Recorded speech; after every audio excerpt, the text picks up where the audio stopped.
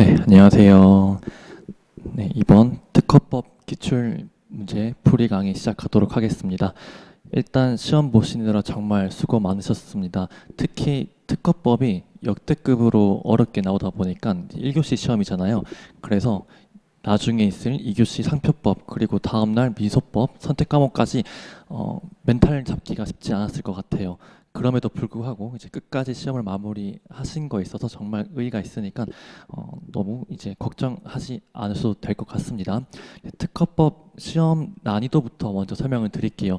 그런데 뭐 상중하 이렇게 막연하게 말씀드리기보다는 제가 이제 강의를 할 때 처음부터 강조드렸던 부분이 있습니다.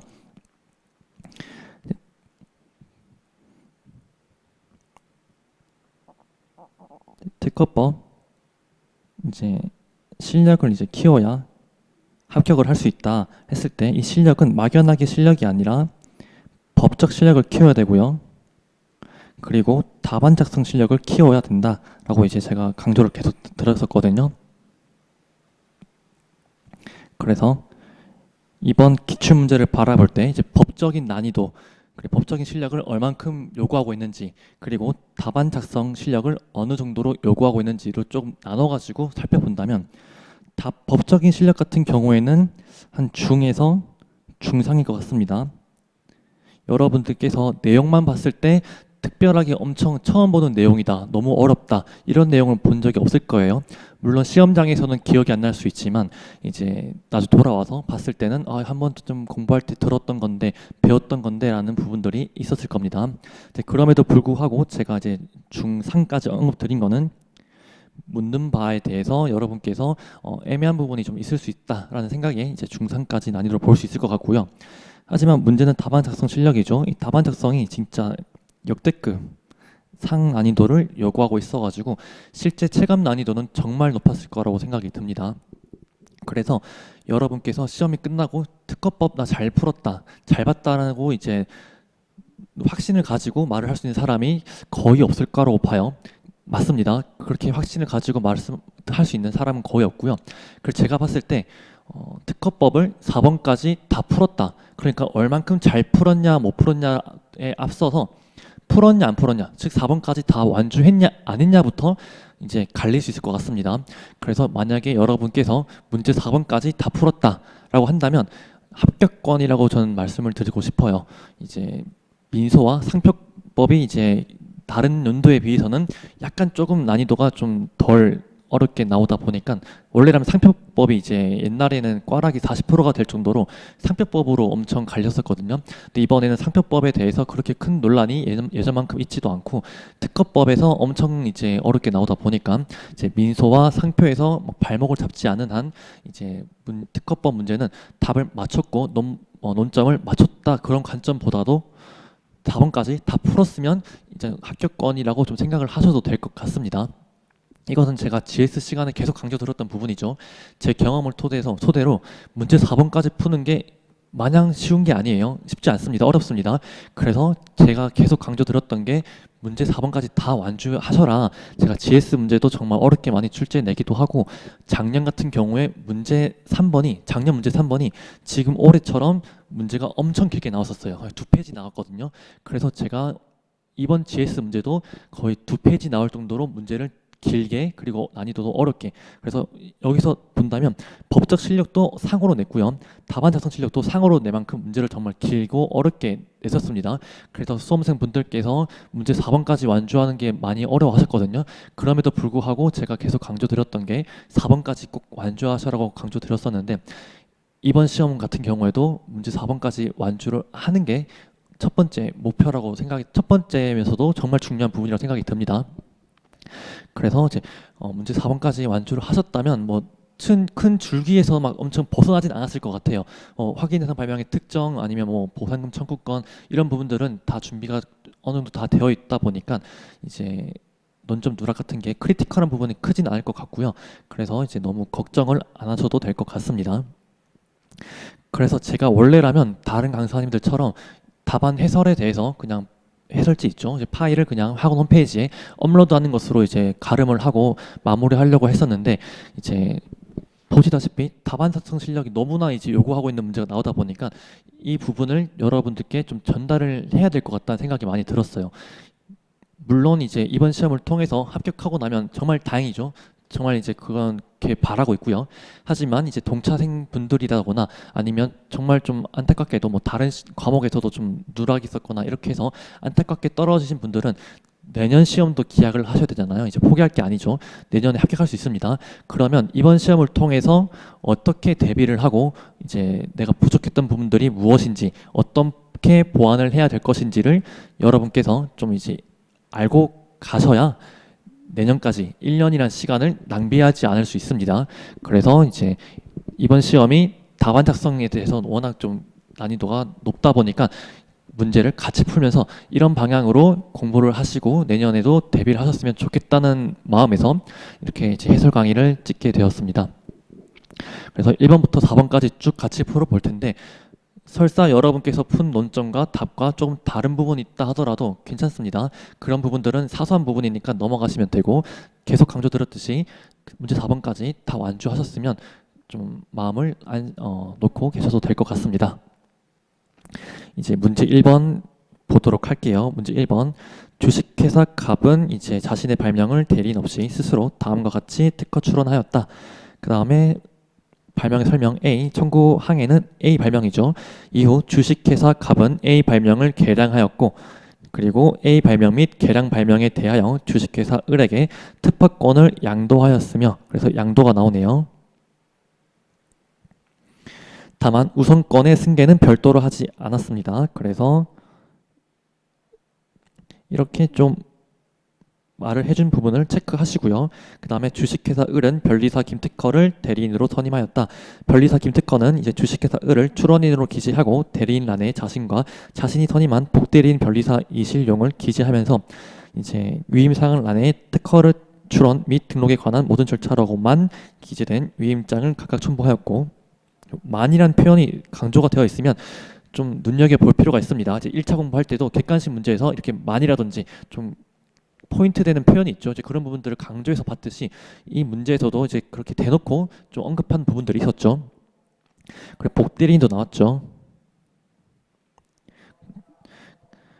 위임장을 각각 첨부하였고 위 선출원을 기초로 55조의 우선권을 주장하면서 했는데 출원 시 그 취지를 기재하고 선출원 표시하셨으면 다만 우선권 주장 서류는 별도로 제출하지는 않음. 다음과 같이 특허 출원하였다. 그래서 이제 발명의 설명에는 A, A, B 플러스 B가 있고요.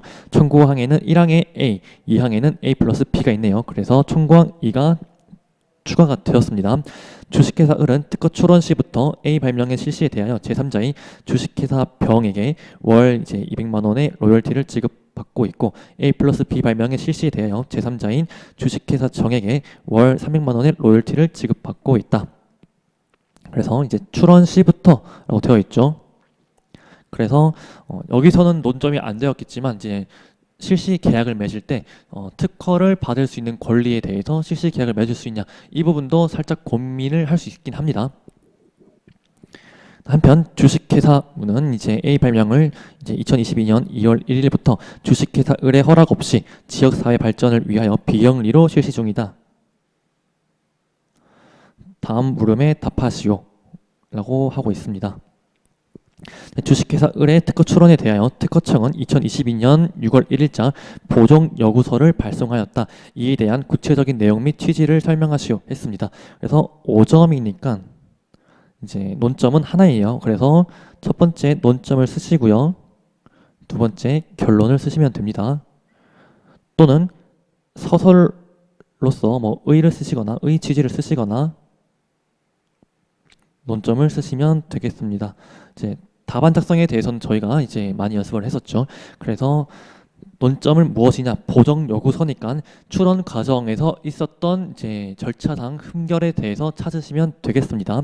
그래서 문제에서도 복대리인 선임 우선권 주장을 하면서 이제 특별수권 사항이다 라고 특허법 규정이 되어 있죠.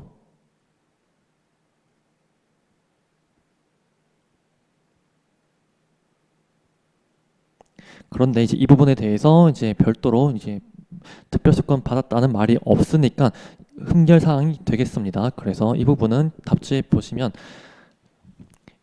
임의 대리권 범위는 이제 당사자에게 위임받은 범위 내에서 특허에 관한 절차에 관한 대리 행위를 할 수 있다.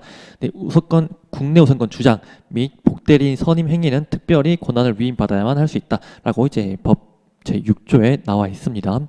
그래서 검토에 본인인 출원인의 이익을 크게 좌우할 수 있는 사항들은 특별수권 사항으로 규정하여 출원인을 보호하는 법 타당하다. 사안 김특권은 위임사항란에라고만 기재된 위임장을 각각 첨부했을 뿐 국내 우선권 주장 및 복대리인 선임에 관한 권한을 위임받은 사정이 없다. 따라서 보정여구소의 취지는 특별수권 사항 흠결이다. 그래서 이제 논점에 대한 이제 내용을 쓰시고요. 결론으로 보정여구소는 제46조에 따라 대리권 흠결에 대한 내용 및 취지이다. 라고 하시면 되겠습니다. 그래서 좀 고민되는 부분이 있을 수 있어요. 어떤 부분이냐면 이런 보정 여구서 같은 경우에는 일반적으로 이제 우선권 주장 내용에 있어서 절차상 흠결이 있는 경우를 보통 말을 하긴 합니다. 마침 선출원은 갑의했는데 후출원은 의리했으니까 이제 주체적 요건에 있어서 과연 만족하냐 에 대해서 판례가 있죠. 이제 그 부분에 대한 논점을 쓸까 말까 고민이 될 수 있고요. 그 다음에 우선권 승계를 별도로 하지 않음, 그리고 우선권 주장 서류도 별도로 제출하지 않음, 이 부분도 절차적으로 이제 논점을 써야 되는 게 아닌가라고 고민이 될 수 있어요. 하지만 저 답지에는 안 나와 있죠. 그래서 왜 안 썼냐면 이제 설문 1번에서 보정 여구서를 발송하였다라고 하면서 이제 보정 여구서에 대해서 구체적인 내용 및 취지를 설명하라고 되어 있죠. 그러니까 상황에서 부적법한 보정이 필요한 사항이 주어졌고 그러니까 보정 여구서를 발송한 거잖아요. 그러니까 부적법한 사항을 가지고 묻는 거라고 보시면 되고요. 하지만 국내 우선권 주장은 조약 우선권 주장과 다르게 증명 서류를 제출할 필요가 없죠. 그리고 주체적 요건도 이제 만족한다는 판례가 있죠. 그러니까 상황상 만족하는 상황인데 심사관이 보정 여구서를 발송할 리가 없겠죠. 그래서 저는 설문 1번에서는 그 부분이 논점이 아니라고 생각을 했고요. 첫 번째 근거가요. 그 다음에 배점상으로 또 5점이니까 논점은 한 개잖아요. 그래서 대리권 흠결에 대한 논점이 이미 한 개 크게 나왔다 보니까 별도로 그 부분들은 언급할 필요가 없겠습니다.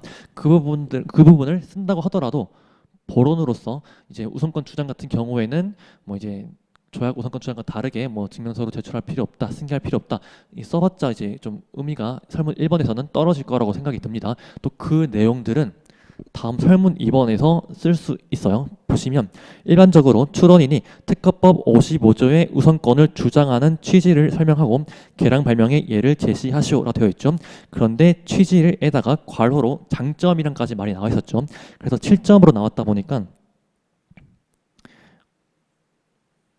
5점, 2점 결론으로 이렇게 내리시면 첫 번째 설명하고 두 번째 개량 발명의 예를 설명하시오 했으니까 여기서는 논점이 친절하게 주어집니다.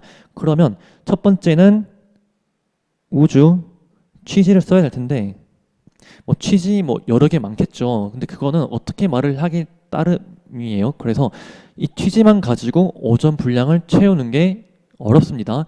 그러면 이제 어떻게 생각할 수 있냐면 취지만 쓰면 될 거를 장점까지도 말을 해놨구나. 그럼 이 장점에 대해서도 같이 언급할 수 있겠다 싶겠죠. 그래서 저는 이제 이 취지와 장점을 같게 취급한 게 아니라 저는 이거를 별개로 취급을 해가지고 문제를 풀었습니다.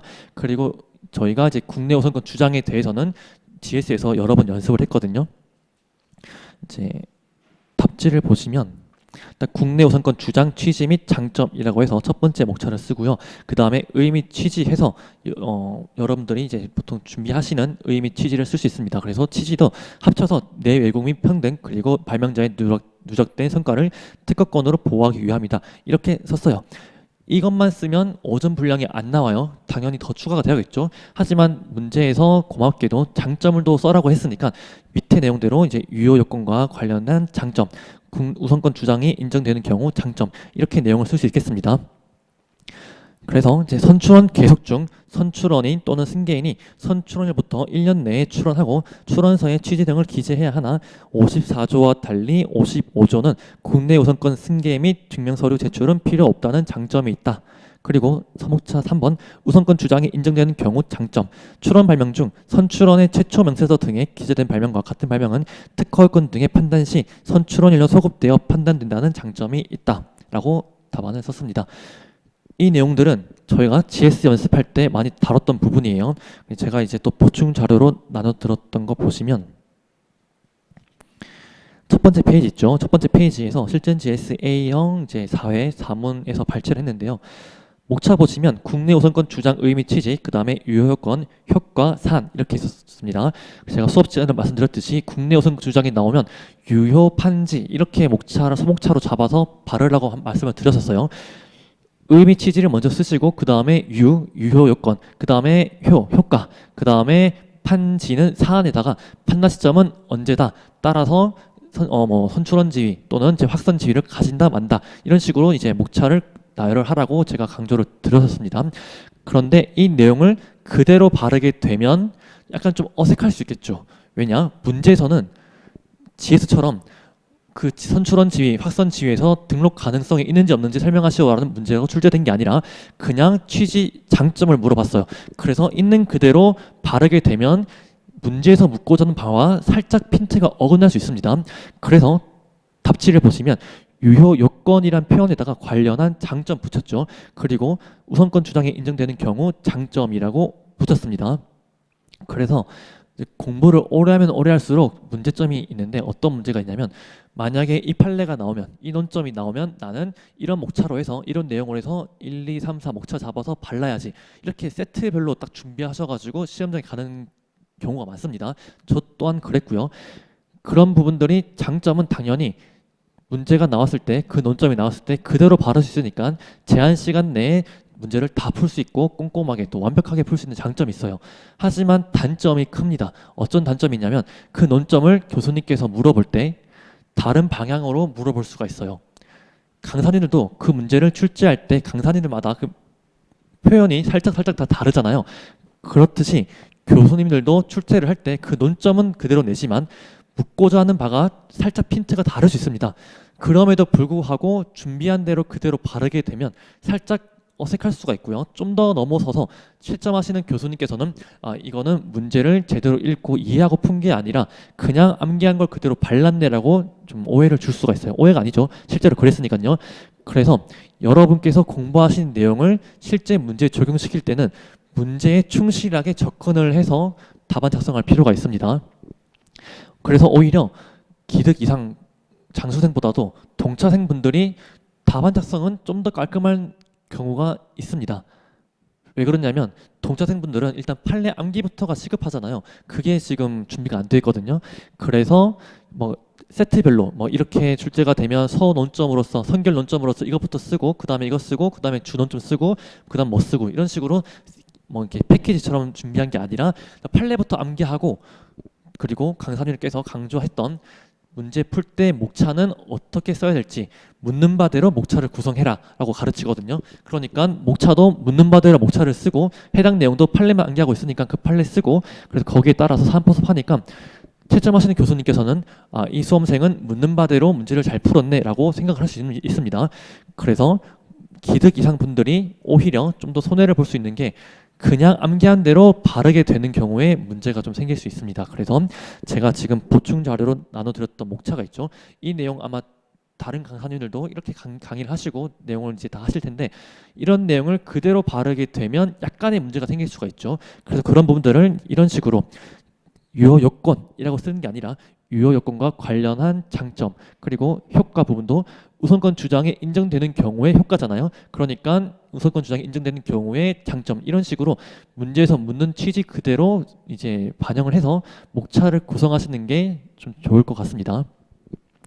그래서 저는 이제 이 문제를 처음 보자마자 취지를 설명하고라고 해서 취지를 어떻게 5점 분량으로 쓰지? 이제 당연히 기억나는 거, 뭐 내외국 및 평등 그리고 이제 누적된 성과 이제 한꺼번에 하나의 출원을 보호한다 이런 부분들을 뭐 동그라미 1, 2, 3, 4로 해서 여러 개 쓸 수 있습니다. 근데 그게 과연 5점 분량이 될까? 그리고 그게 묻는 취지가 출제자의 의도가 맞을까라는 고민이 들었고요. 마침 취지 옆에 장점이 나와 있다 보니까 이거는 취지뿐만 아니라 장점도 써라는 거구나. 근데 내가 아는 장점이 뭐가 있지? 뭐 취지랑 장점 같다 생각할 수 있지만 일단 국내 우선권 주장이 나오면 난 유효 판지 쓰려고 했었는데 유효 판지를 일단 써야겠다. 근데 쓸 때 이 장점과 연계시킬 부분이 어디가 있을까 했을 때 유효 요건에서 이제 증명 서류 이런 부분들은 조약 우선권과 차이가 있으니까 이 부분들의 장점이 있구나. 그리고 효과 부분도 판단 시점에 소급된다는 것도 당연히 효과랑 장점 같은 말일 수 있겠죠. 그래서 이제 유효 판지 내가 외운 부분들을 바르면 되겠다라고 생각을 할 수 있겠습니다. 그래서 이제 설문 2번에서 첫 번째는 우선권 주장의 취지, 장점 부분들은 준비하신 대로 바르시면 되고요. 그 다음에 개량 발명의 예를 제시하시오. 이 부분은 이전 분량만 쓰시면 돼요. 그래서 거창하게 뭐 다른 거 쓸 필요 없습니다. 개량 발명하면 정말 넓은 개념을 말을 하고 있죠. 그래서 여러분들 다 알고 계시는 선택 발명, 그리고 이제 의용발, 뭐 수치 한정 발명 등등이 다 개량 발명의 예가 됩니다. 그런데 그런 내용들은 정말 주 논점으로 취급이 되는, 즉 5점, 8점, 10점 이런 식으로 주 논점으로 취급된 논점이잖아요. 근데 여기서는 직접적으로 선택 발명에 대해 설명하시오, 또는 의용발에 대해 설명하시오, 수치 한정 발명에 대해 설명하시오라고 묻지 않았습니다. 그냥 개량 발명의 또 이제 예를 설명하시오 됐으니까 그런 부분들에 대해서는 봤을 때 수치 한정 발명 이제 뭐 선택 발명에 대한 말이 없으니까 문제에서 근거를 찾아겠죠. 개량 발명이라는 단어가 어디 있을까 했을 때 개량 발명이 나오네요. 그래서 A를 개량했다고 하고 그러면서 이렇게 청구항 2에 A 플러스 B를 했죠. 그러면 원래 원천 기본 발명에다가 구성을 부과했네요. 이거는 외적 부과라 볼 수 있겠죠. 그래서 개량 발명의 예를 설명하시오라 했을 때 문제에서 제시하지도 않은, 묻지도 않은 다른 내용을 쓰기보다는 문제에 나와 있던 것을 쓰는 게 맞는 것 같습니다. 플러스 배점도 뭐 5점, 10점으로 물어보는 게 아니라 딱 2점 분량으로 물어보고 있죠. 그래서 저는 외적 부가에 대한 내용을 쓰고 싶은데, 근데 외적 부가에 대해서 저희가 일반론으로 준비한 내용이 딱히 없죠. 하지만 연관 지어볼 수 있는 게 종속항의 의의로서 우리가 준비했던 내용이 있습니다. 답지 보시면 개량 발명은 기본 발명을 한정하거나 부가하여 구체하는 발명이다. 여기서 주어만 바뀌었어요. 종속항 있죠. 종속항은 이라고 하면서 보통 의의가 있거든요. 그런데 종속항이라는 것 자체부터가 이제 독립항에 대해서 구성을 외적 부과하거나 내적 한정한 거잖아요. 그래서 종속항의 의의를 개량 발명의 의의로 가져와도 되지 않을까 싶습니다. 그래서 저는 처음에 이 개량 발명의 예를 제시하시오라는 문제를 읽자마자 바로 이제 청구항 2에 있는 A 플러스 B를 떠올렸고요. 그래서 이 내용 종속항 내용을 써야겠다라고 생각했었습니다. 하지만 청구항 1과 청구항 2의 관계를 보시면 청구항 2가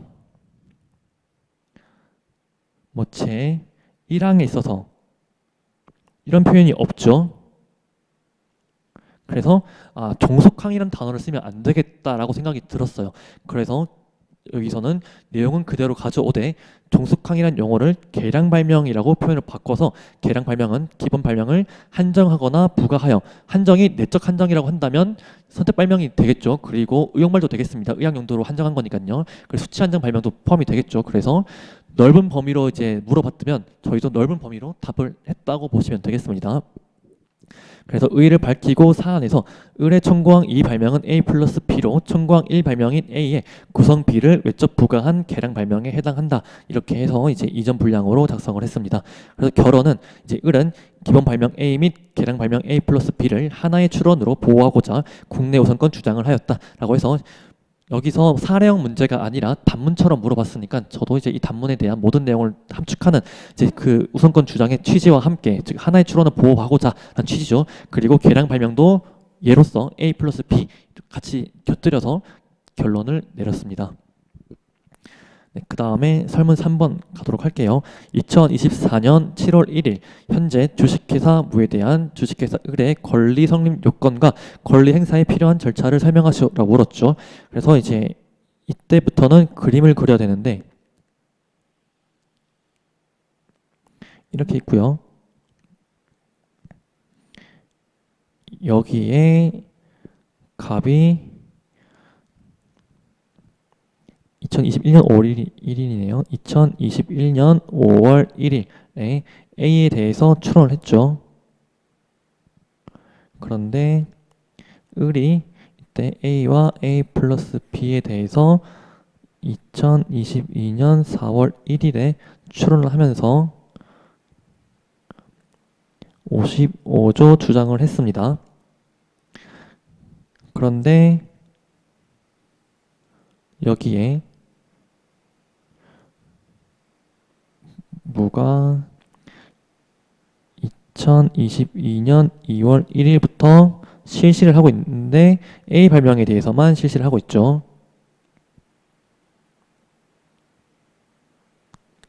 이제 이 상황인 거예요. 이 상황에서 2024년 7월 1일입니다.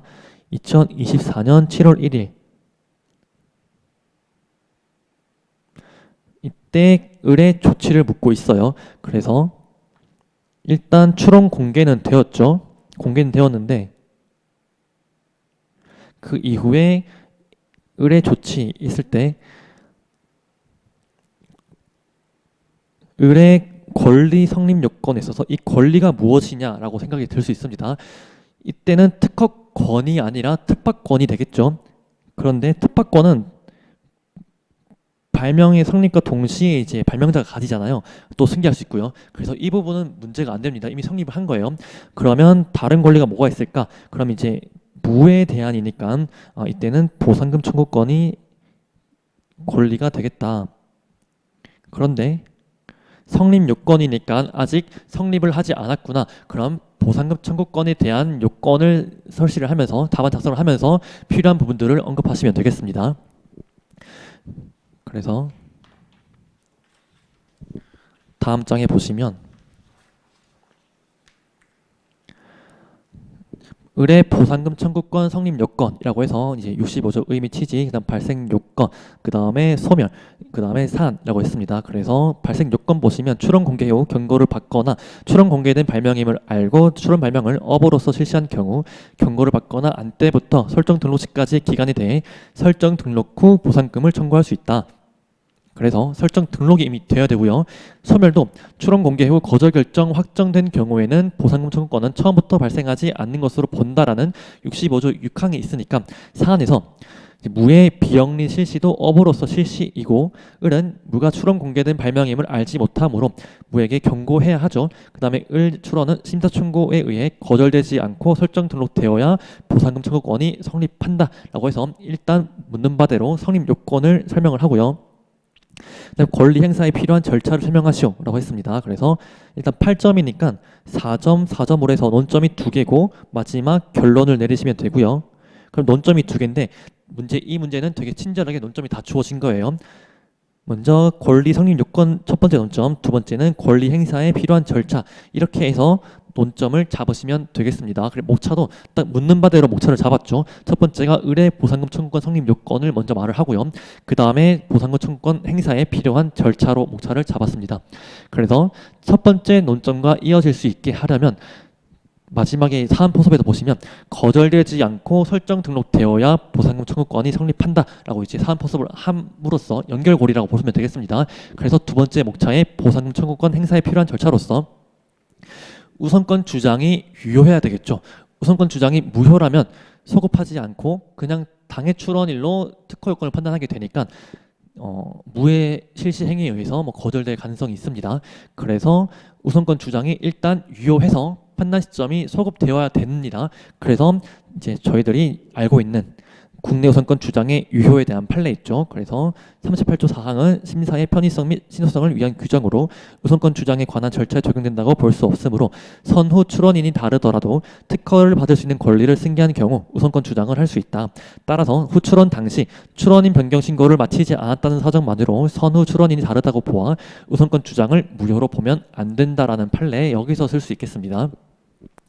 그래서 일단 우선권 주장은 유효하고요. 그 다음에 유효하지만 동일 발명에 대해서 판단시를 소급하잖아요. 그래서 해당 내용 소급표에 대한 내용을 쓸 수 있겠습니다. 그래서 출원 발명 중 선출원의 최초 명세서 등의 기준 발명과 같은 발명인 A는 신규성, 진보성 및 무의 선사용권 유무 판단 시 선출원일로 소급됩니다. 그래서 사안은 이제 을은 승계인 증명서류가 일단 필요하긴 하죠. 이제 자기가 승계받았다는 사정은 증명해야 되니까요. 그 다음에 국내 우선권 주장으로 무실시에 의해서 거절되지 않고 설정 등록될 수 있으며 선출원 이후 무가 실시했으므로 무에게 선사유권 항변이 인정되지 않는다. 그래서 결론으로서는 을은 무에 대하여 경고를 해야 하죠. 그 다음에 심사청구도 해야 됩니다. 또는 뭐 우선 심사청구를 할 수 있는데 그 다음에 승계 증명서를 제출해야 등록 이제 우선권 주장도 유효하고 판단 시점 소급 받아가지고 등록 받아서 설정 등록 받아서 보상금 청구권을 행사할 수 있겠죠. 그래서 이제 보상금 청구권과 관련해서 이제 조치만 묻는다면 심사 청구와 우선 심사 청구만 생각을 할 수 있는데 여기서 보시면 권리 행사에 필요한 절차를 설명하시오로 하면서 점수가 4점으로 나왔잖아요. 또는 뭐 5점, 3점 이렇게 나누더라도 3점 최소 3점은 써야 되는데 심사 청구해야 된다. 우선 심사 청구해야 된다. 이런 내용들은 3점이 아니라 0.5점도 안 되는 분량이거든요. 그러다 보니까 이제 논점 하나가 여기에서는 쓸 수 있겠다. 그럼 어떤 게 있을까 했을 때 보상금 청구권과 관련돼서 설정 등록 받기 위해서 55조를 이제 결합을 시켜서 써가지고 출제한 문제라고 좀 보시면 되겠습니다. 그래서 저희가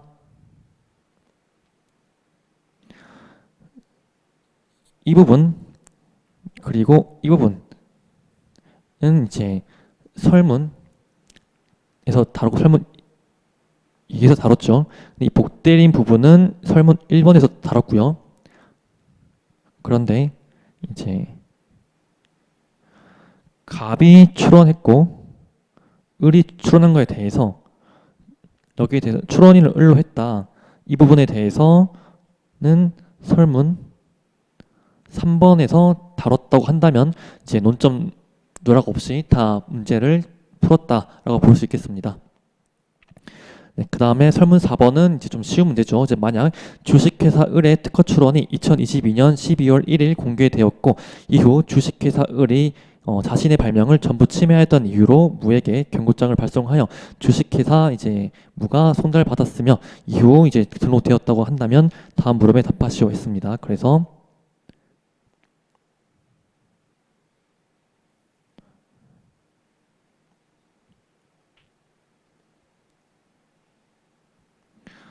여기서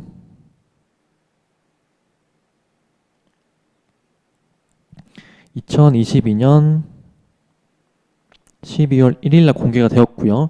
그 다음에 경고장을 날렸는데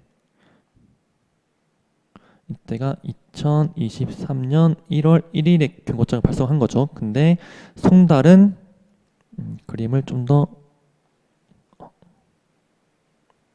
명확하게 하기 위해서 이날에서 경고했는데 송달을 받은 날은 2023년 2월 1일에 송달이 된 거죠.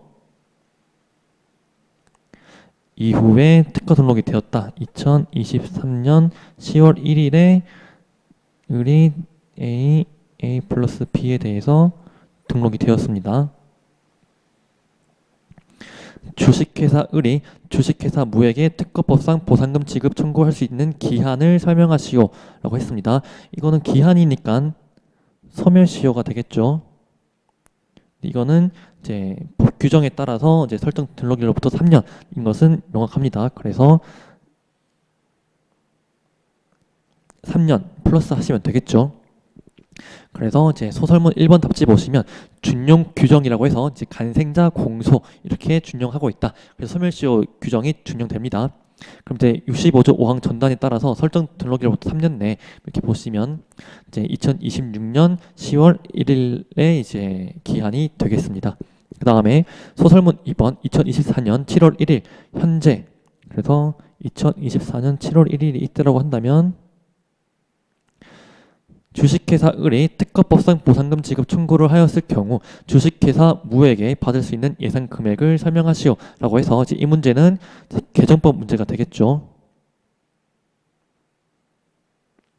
그래서 이제 합리적으로 받을 수 있는 금액을 묻고 있습니다. 그래서 이제 그 논점을 쓸 때 그냥 이제 법 규정 개정법에 태도해서 쓸 수도 있겠지만 여러분 저희랑 같이 공부하셨던 분들은 여기에 대한 내용을 좀 추가로 알고 계실 거예요. 손해 규정은 준용하고 있지 않죠. 간생자 공소만 준용하고 있습니다. 그럼에 따라서 발생하는 문제가 있다고 말씀드렸습니다. 그래서 이제 답지 보시면 추론 공개 시까지는 영업 비밀로서 공개가 안 되었으니까요. 영업 비밀로서 이제 128조와 같은 손해과 유사하게 보호를 받을 수 있어요. 그리고 설정 등록 받은 이후부터는 128조가 직접적으로 적용이 돼서 손해를 다 받을 수 있겠죠.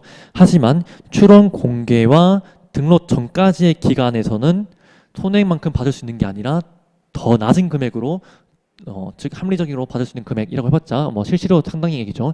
그 부분밖에 못 받습니다. 이거를 이제 그림으로 그리면 갑이 추론을 했고요. 갑이 공개를 뭐 강제 공개되는 거죠. 그 다음에 갑이 설정 등록되었어요. 그럼 이럴 때 설정 등록 이후에는 이렇게 128조에 따라서 손액 전부를 받을 수 있는데, 그럼 공개 전은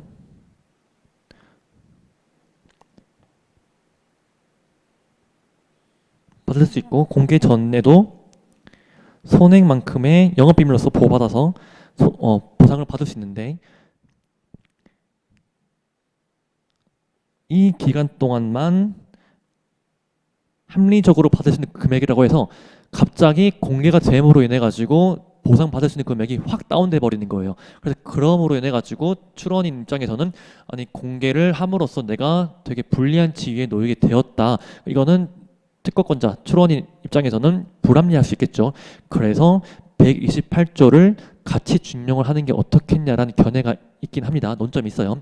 하지만 아직 여전히 특허법에 따르면 준용하고 있지 않다라고 해서 이제 손해 규정, 추정 규정 적용은 안 되고 개정법에 따라서 65조 2항에 따라서 합리적으로 받을 수 있는 금액을 이제 달라고 할 수 있다. 이렇게 좀 마무리하시면 될 것 같습니다. 그다음에 사안에서는 이제 문은 경고받은 때부터 설정 등록일까지인 8개월 동안 특허 발명 A를 실시하고 있고요. 그다음에 A 발명 실시에 대하여 병가의 실시 계약을 유치할 수 있으므로 5월 200만 원에다가 8개월 곱하면 1,600만 원이 나오죠. 이제 이거를 이제 달라고 할 수 있습니다. 그리고 여기서도 이제 조금 헷갈릴 수 있는 게 병도 나오고 이제 정도 나왔으니까 이 두 개를 합산해야 되지 않을까라 생각이 들 수 있겠죠. 그런데 이제 65조 규정에 보시면 이제 출원 발명을 실시하고 있는 이렇게 이제 그 특정을 하고 있어요. 그리고 그 특허 발명에 대하여 되어 있거든요.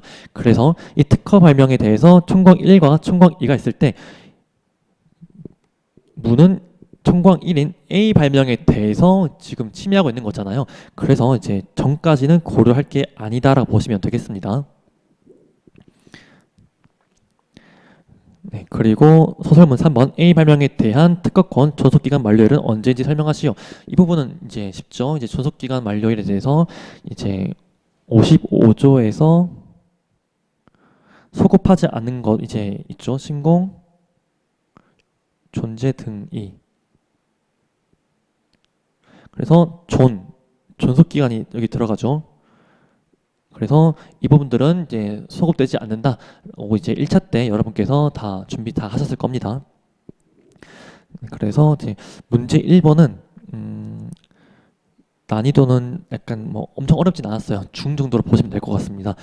조금 주의해야 될 게 설문 3번과 설문 4번을 좀 주의해야 될 게 문제를 읽을 때 이제 설문 1번 문제 읽고 풀고 설문 2번 읽고 풀고 설문 3번 읽고 풀고 다 이렇게 하실 텐데 설문 3번에서 약간 멈칫했어요. 그래서 설문 4번도 한번 읽어봐야겠다라고 하면서 설문 4번 읽을 때 그림까지 다 이렇게 한꺼번에 합쳐서 그려요. 그럼 설문 3번은 상황이 이 시점에서는 등록이 안 된 시점이에요. 그런데 설문 4번도 설문 3번과 합쳐서 그림을 그리다 보면 이 시점에서는 2024년 7월 1일 현재 같은 경우에 이때는 설정 등록받고 난 이후 시점이죠. 그래서 설문 4번과 설문 3번을 그림을 함께 그리다가 설문 3번 돌아와서 읽다 보면 을의 권리 이 성립 요건에서 이 권리를 특박권이 아니라 특허권이라고 생각할 수가 있겠죠. 아마 이렇게 실수한 분이 한 명쯤은 있지 않을까 싶긴 한데 그렇게 돼버리면 완전 논점이 벗어나게 됩니다. 여기서도 이제 설문 3번에서 그냥 주어진 대로만 딱 그림을 그려서 보면 누구나 바로 보상금 청구권이 논점이구나라고 떠올릴 수 있는데 설문 4번과 합쳐서 그리다 보면 이거를 특허권이라 생각을 하고 그럼 특허권이 성립하려면 요건이 뭐가 있지? 당연히 성립하는 건데 왜 그럴까? 라고 생각이 들 수 있고 그 다음에 이제 뭐 권리 행사에 필요한 절차에 관해서는 성사용권에 대해서 뭐 엄청 크게 쓰고 이렇게 할 수도 있지 않을까 싶긴 합니다. 그래서 이제 이 문제에서 약간 주의할 포인트는 이제 그림을 그릴 때 설문 3번과 4번을 좀 같이 합쳐서 그리기보다는 따로 그려가지고 접근해서 풀어야 된다. 아마 대부분 다 그렇게 하셨을 것 같습니다. 네, 그 부분을 조금 주의하시면 아마 문제 1번은 다 잘 푸셨을 것 같습니다. 네, 그 다음에 이제 문제 2번 갑은 다음 특허 이제 의 특허권자이다. 특허 청구 범위가 A, B를 포함하는 기계 장치, 그 다음에 1항에 있어서 C를 더 포함하는 장치, 그 다음에 2항에 있어서 D를 더 포함하고요. 갑은 을에게 특허권 침해를 이유로 경고장을 발송하였고 특별한 답변을 없자 을을 상대로 심판원의 청구 취지 및 확인 대상 발명을 다음과 같이 기재하여 권리 범위 확인 심판을 청구하였다. 그 다음에 확인 대상 발명은 A 다시 B, C를 포함하는 장치죠. 그래서 을에게 청구했는데 이렇게 되네요. 그럼 이제 A 부분에 있어서 살짝 다르긴 하네요. 그런데 위심판에서 을은 구체적인 증거를 제시하지 않으면서 갑이 특정한 확인 대상 발명 중 구성 C는 이 C는 자신이 실시하는 발명 C-와는 사실적 관점의 동일성이 없다고 주장하였고 그래서 을이 실시 발명은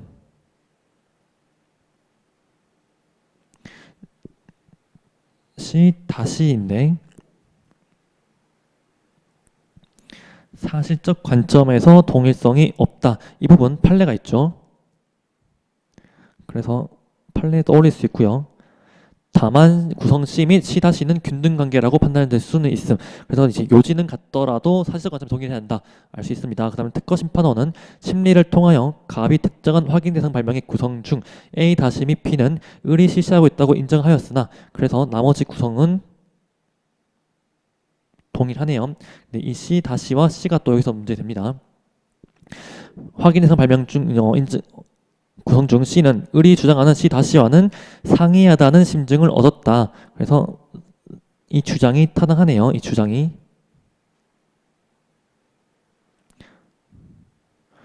이를 이유로 갑에게 확인 대상 발명에 대한 보전 기회를 부여하였다. 그러나 갑은 특허 심판원의 판단이 옳지 않다고 적극적으로 주장하면서 확인 대상 발명을 보정하지 않았습니다. 이후 이제 각하 신결을 하였고 갑은 불복을 했습니다.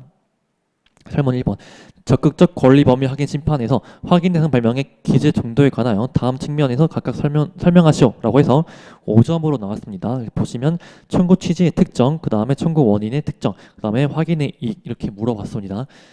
그래서 솔직히 말씀드리면 약간 조금 너무하긴 했죠. 제 생각에는 이거 판례 쓰고 판례 쓰면 최소 뭐 8점에서 9점 정도는 물어봐줘야 되지 않나라 싶어요. 근데 이거를 이제 5점으로 물어봤으니까 이거는 진짜 그냥 판례만 쓰고 넘어가셔야 됩니다. 그냥 판례만 쓰더라도 5점 분량을 넘어서거든요.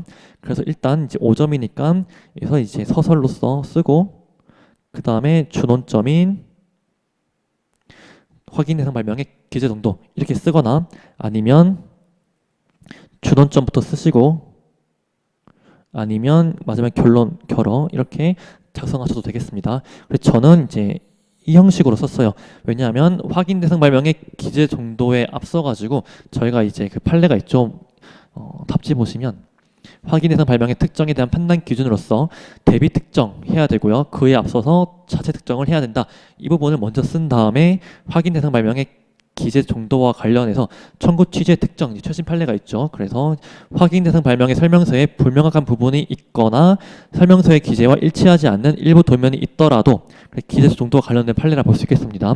하지만 이제 특허 발명의 권리 범위에 속하는지를 확인한 대상으로서 이제 다른 특허과 구별된다면 특정된 것으로 본다라고 이제 했던 판례. 그 다음에 청구 원인의 특정에 대해서 이제 대상물의 구성을 전부 기재할 필요는 없지만 차이점을 판단에 필요한 정도로는 기재해야 된다라는 판례. 근데 여기 원칙과 밑에도 판례가 더 있었죠. 하지만 이제 이 사건 같은 경우에는 자체 특정, 즉 청구 취지의 특정이 주 논점으로 묻고 있다 보니까 그러면 청구 원인의 특정에 대한 판례는 원문 그대로 다 바르는 게 아니라 그냥 좀 묻는 부분만 딱 핵심적인 부분만 좀 쓰는 게 좀 효율적이라고 보여져서 전 답지는 이렇게만 썼습니다. 그 다음에 확인의 이제 동일성이 있어야 되고요. 그 동일성은 사실적 확정에 관한 것이므로 사실적 관점에서 같다고 보여야 한다라고 이제 판례를 쓰시면 되겠습니다. 또 하나 더 문구 더 쓸 수도 있겠죠. 요지가 같은지에 대한 판례, 그 부분도 쓸 수는 있겠는데 저는 이제 확인대상 발명의 특정에 대해서 좀 크게 쓰다 보니까 그 부분 쓰지 않았지만 그 부분 쓴다면 당연히 더 좋겠습니다. 그 다음에 설문 2번, 이 사건 심결 취소 소송에서 특허법원은 심판원의 판단이 위법하다는 원고 갑의 주장은 심리하지 않으면서 독자적으로 확인대상 발명 중 구성 A-의 정의가 모호하여 사회통념상 이제 나오죠. 근데 주장은 심리하지 않았는데 다른 물건과 구별됐을 정도로 특정되지 않다고 판단하였다. 이제 이 경우 다음 물음에 대하여 설명하시오라고 했습니다. 8점이니까 4점, 4점으로 나누고 마지막 결론 내릴 수 있고요. 그럼 논점이 2개인데 여기서는 딱 논점 1개, 논점 1개 딱 친절하게 주어지긴 했죠. 그래서 보시면 다음과 같이 청구 인용 판결을 한 경우 판결 이유, 효과 및 문제점을 설명하시오니까 첫 번째 논점은 청구 인용 판결한 경우, 그 다음에 두 번째 논점은 청구 기각 판결한 경우입니다. 그래서 목차도 청구 인용한 경우 했을 때 판결 이유,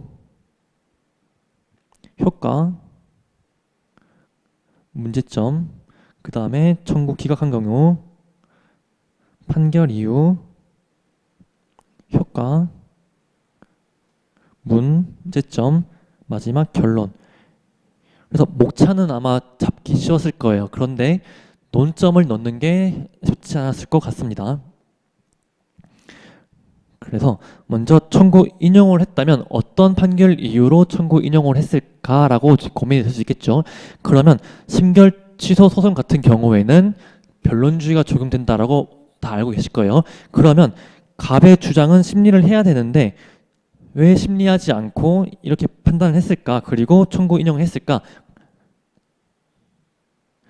직권 조사 사항이기 때문에 판단을 할 수 있다라는 내용이 나올 수 있겠죠. 그래서 이제 청구 인용에서의 판결 이유는 직권 조사 사항이다 라고 해서 답지 보시면 답지에 보시면 판결 이후에 확인대상 발명이 적법하게 특정되었는지 여부는 심판의 적법 요건이므로 당사자의 명확한 주장이 없더라도 의심이 있을 때에는 심판원이나 법원이 이를 직권으로 조사하여 밝혀야 할 사항이다. 그래서 이 판례에 쓸 수 있고요. 그 다음에 따라서 청구 취지 불특정을 이유로 보존 기회를 주어야 되죠. 하지만 주지 않은 심결의 절차적 위법이 있어서 이제 청구 인용 판결을 했다라고 보시면 되겠습니다. 그 다음에 효과로서는 청구 인용 판결이니까 확정된다면 환송을 해야겠죠. 그래서 이제 환송을 하고요. 그 다음에 기속력이 발생할 수 있습니다.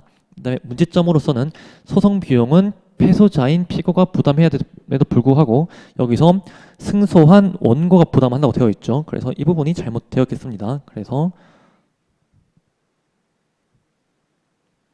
소송 비용은 이 부분이 되겠습니다. 문제점이 되겠습니다. 그 다음에 청구 기각 판결을 한 경우 판결 이유, 효과 및 문제점 묻고 있으니까 판결 이유는 각하 심결에 대해서 심취소 올라갔을 때 다른 사유를 통해서도 그 결론이 정당하다고 한다면 기각 판결을 할 수 있겠죠. 그래서 이때도 결론이 정당하다라는 내용으로 쓸 수 있겠습니다. 그 효과는 이제 그럼 각하 심결이 확정되는 거니까 일사부절의 효력이 없다.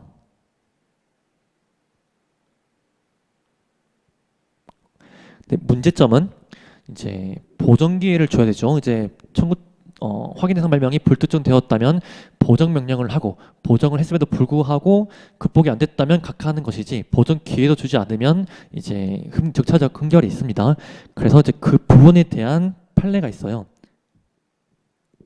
답지를 보시면 확인 대상 발명의 일부 구성이 불명확하여 다른 것과 구별될 수 있을 정도로 구체적으로 특정되어 있지 않다면 특허 심판원은 요지 변경이 되지 아니하는 범위 내에서 확인 대상 발명의 설명서 및 도면에 대한 보정을 명하는 등의 조치를 취해야 한다라고 해서 이제 보정 기회를 줘야 됩니다. 근데 기회가 없다는 문제가 있다. 그래서 제가 이 부분은 제가 GS 시간에 설명을 드린 적이 있는데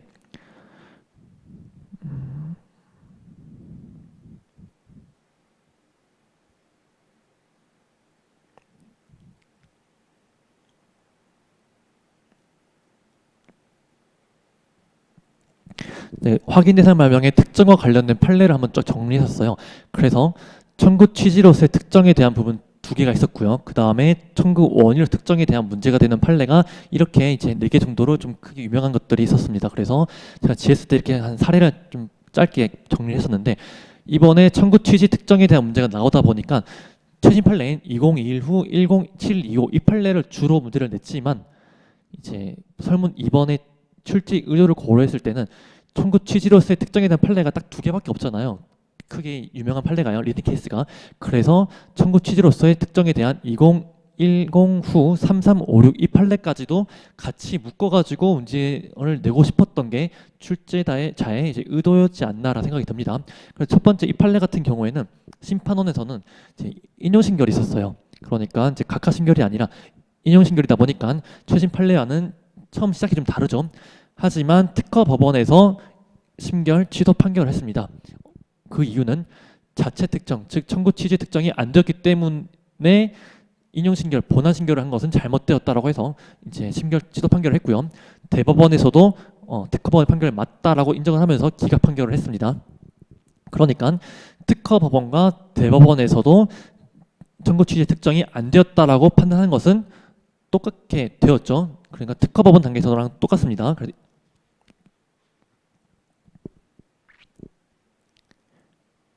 그래서 이 시작은 다르지만 중간 단계 같고요. 그 다음에 대법원까지 같은 거죠. 그래서 아마 교수님께서 이 1심은 심판원 다르지만 이제 특허법원 판단이 동일하니까 이 판례까지도 같이 엮어서 문제를 내고 싶지 않나라고 생각이 들어요. 그래서 이제 대법원에서는 이제 파기환송을 함으로써 심판 단계로 넘어왔죠. 그래서 심판 청구서에 대해서 보전 기회를 부여함으로써 이제 그런 청구 취지 불특정의 대부분을 극복을 했고요. 그리고 이제 본안 심결을 내렸습니다. 그래서 이 부분에 대한 판례를 쓰게 된다면 보전 기회를 주지 않은 게 문제가 되겠죠. 그래서 첫 번째 논점뿐만 아니라 두 번째에서 이제 보전 기회를 주지 않았다라는 게 문제점이 될 수 있겠습니다. 그럼 여기서 조금 고민될 수 있는 게 있어요. 이 논점 배치를 어디에 하냐가 좀 고민될 수 있거든요. 어떤 말이냐면 첫 번째 이제 청구 인용 판결한 경우 목차 보시면 판결 이유에서 직권으로 조사하여 밝혀야 할 사항이다. 따라서 청구 취지의 불특정을 이유로 보전 기회를 주지 않은 심결의 절차적 위법이 있다라고 되어 있죠. 그래서 제가 여기 있었던 이 판례를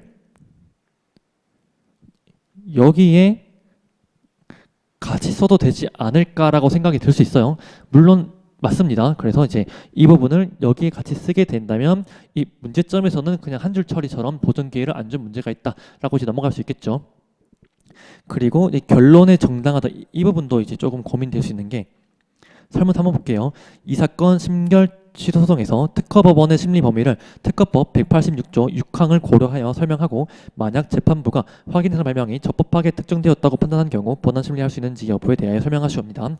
그래서 이제 3점이니까 그냥 논점은 하나예요. 그래서 목차도 그냥 한 개만 쓰시면 됩니다. 그래서 심리 범위를 묻고 있죠. 판례를 보시면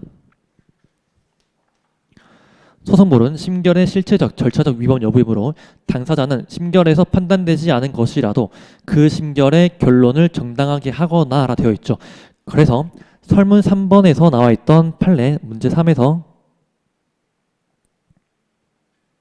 3번 이제 심리범위 판례 있죠. 이거를 여기에 쓸 수 있겠죠. 그러니까 이 판례에서 심결의 결론을 정당하게 하거나 위법하게 하는 사유를 심결 취소소송 단계에서 주장 증명할 수 있고 법원은 특별한 사정이 없는 한 제한 없이 이를 심리 판단하여 판결의 기초로 삼을 수 있다라고 해서 심리 범위 판례를 청구 기각 판결한 경우 이제 여기다가도 쓸 수 있겠습니다. 그래서 저는 이제 답지를 보시면 확인 대상 발명이 사회통념상 이제 다른 것과 구별됐을 정도로 구체적으로 특정되지 않아 확인의 이익이 있는지 여부에 관하여 더 나아가 살필 필요가 없이 심판 청구가 부적법하므로 각하 심결은 결론적으로 정당하다 이렇게 그냥 이제 줄 처리를 했어요. 어떻게 보면 각하 심결은 결론적으로 정당하다라는 부분이 심리 범위와 관련된 판례와 연계되잖아요. 그래서 제 생각에는 청구 기각 판결한 경우에 이 판결 이후에 특허 법원의 심리 범위를 쓸 수도 있는데 그렇게 되면 설문 3번과 논점이 중복해서 작성하게 되잖아요. 그래서 이제 고민을 했을 때 일단 설문 3번에서는 대놓고 심리범위를 묻고 있으니까 여기에 이 판례를 배치하는 게 맞고 이제 판결 이후 효과 문제점에서는 이제 판결 이후 부분을 저는 그냥 줄 처리를 하고요. 여기서 판례를 크게 쓰게 된다면 이 직조사론 이 판례로 일단 여기서 논점 한 4점 분량을 채울 수 있으니까 이제 배치가 좀 깔끔하게 떨어지지 않나라고 저는 이제 생각이 들어서 답안지를 이렇게 구성을 했는데 막 여러분 중에서는 저와 비슷하게 답안지를 구성한 분도 계실 거고 그게 아니라 이제 말씀드린 대로 보정 기회를 주지 않았다라는 부분들을 이 판례를 청구 인용 판결 여기다가 즉 청구 기각 판결의 문제점이 아니라 청구 인용 판결의 판결 이유로 쓸 수도 있겠습니다. 그것도 맞습니다. 틀린 게 아니에요. 그리고 3번의 심리 범위를 청구 기각 판결의 결론 정당 여기다 쓸 수 있겠습니다. 이것도 틀린 게 아닙니다. 그래서 이제 이 부분에 있어서 저는 좀 고민하는데 좀 시간이 많이 걸렸지 않을까 싶습니다.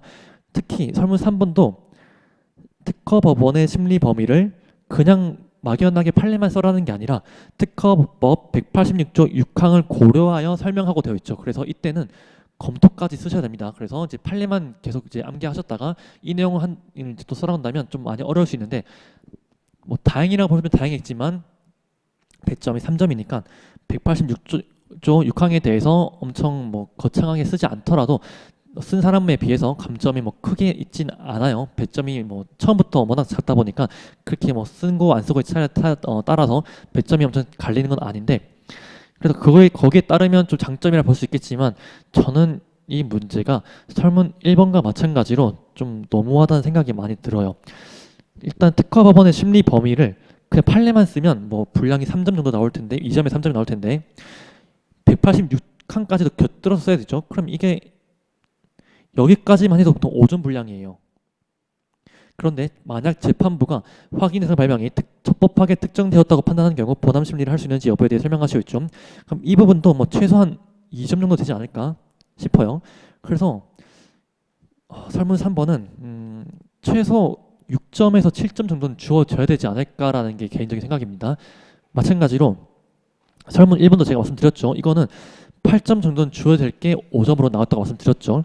그래서 문제 2번이 이거는 정말 공부를 오래 하신 분들 특히나 실력을 많이 갖춘 분들일수록 문제 3번, 문제 4번보다도 문제 2번이 정말 많이 시간을 많이 잡아먹었을 것 같아요. 왜냐하면 일단 써라는 배점 분량은 적은데 쓰고 싶은 양은 정말 많죠. 근데 그게 뭐 내가 학설과 검토를 쓰겠다는 것도 아니고 알고 있는 판례만 쓰겠다는 건데도 배점을 초과하는 분량이 돼버려요.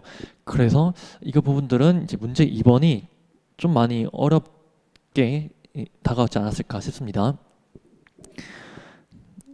그래서 이제 논점 자체는 여러분께서 놓친 부분들이 크진 않았을 것 같아요. 대부분 큰 줄기에서 그리고 저희들이 이제 강사님들께서 강조했던 청구 취지 특정에 대한 최신 판례를 묻고 있다 보니까 큰 줄기 내에서는 다 맞췄을 텐데 뭐 짜잘한 부분들은 약간 차이가 있겠지만 그래서 법적인 난이도 부분은 그렇게 높진 않은데 답안 작성 실력은 이게 정말 좀 많이 난감했을 것 같아요. 이제 이 문제 설문 문제 2번 때문에 문제 3번, 문제 4번까지 영향을 끼쳐가지고 문제 4번까지 완주를 못하게 되는 가장 큰 원인이 되는 문제이지 않을까 싶습니다. 그 다음에 이제 설문 4번 갑은 그리고 이제 마지막 볼게요. 본안 심리를 할 수 있는지 여부에 대해 설명하시고 답지를 보시면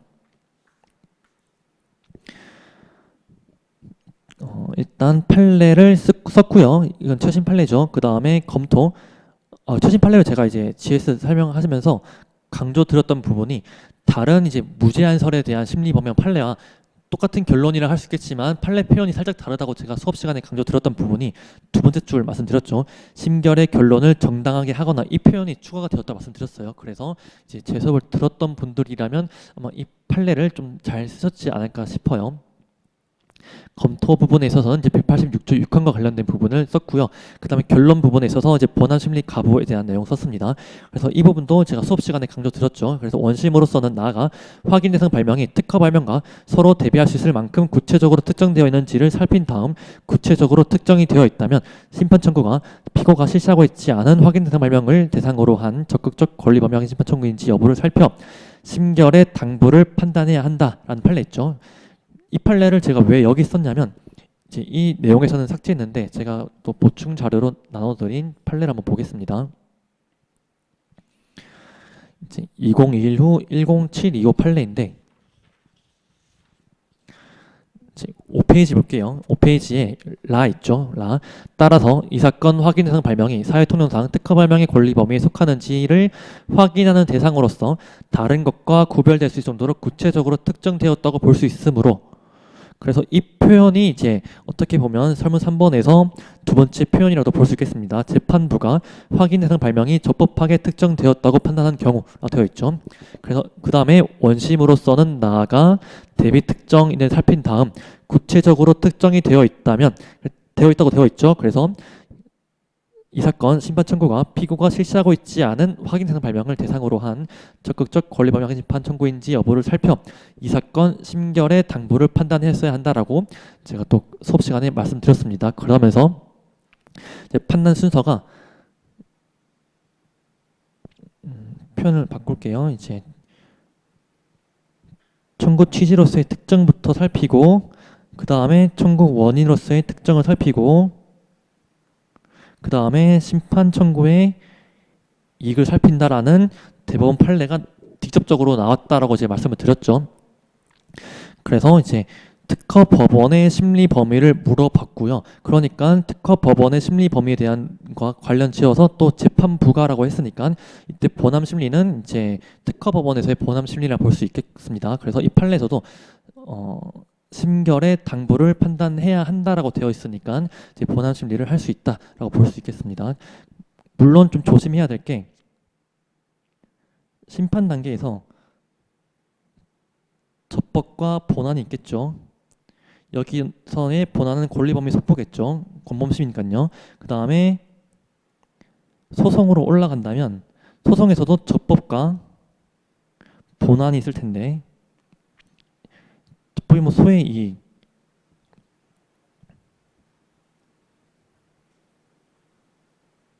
당사자 적격 등이 있겠죠. 있는데 만약에 이 접법이 위반이어서 각각 심결이 되었다. 그러면 본안인 심결의 절차적, 실체적, 절차적 위법 여부죠. 그리고 만약에 본안 심결이 있었다.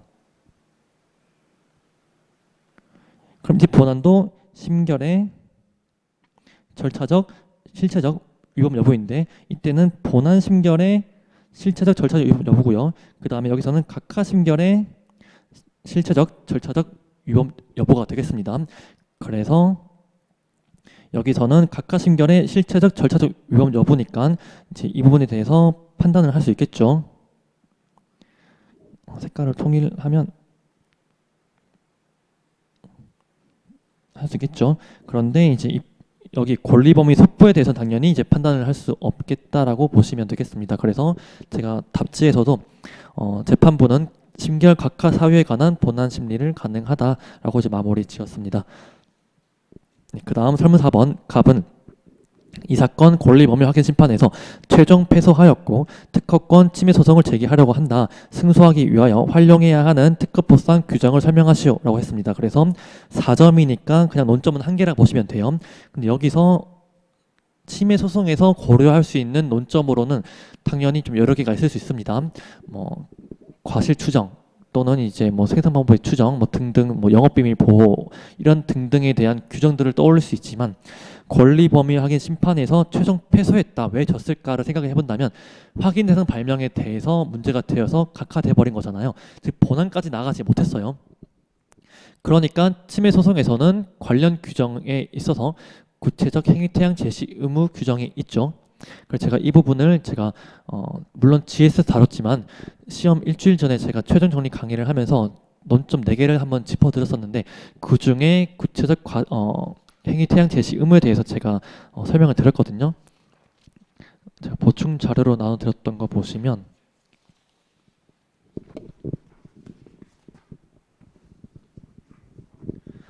마지막 페이지 보시면 마지막 페이지가 아니라 네, 두 번째 장 뒷면입니다. 두 번째 장 뒷면 왼쪽에 보시면 일단 제가 GS에서 한번 다뤘던 내용이고요. 그 다음에 최종 정리 강의 자료에 있어서 4가지 논점 중에 3번째 논점으로 구체적 행위태양 제시 의무를 한번 짚어드린 적이 있습니다.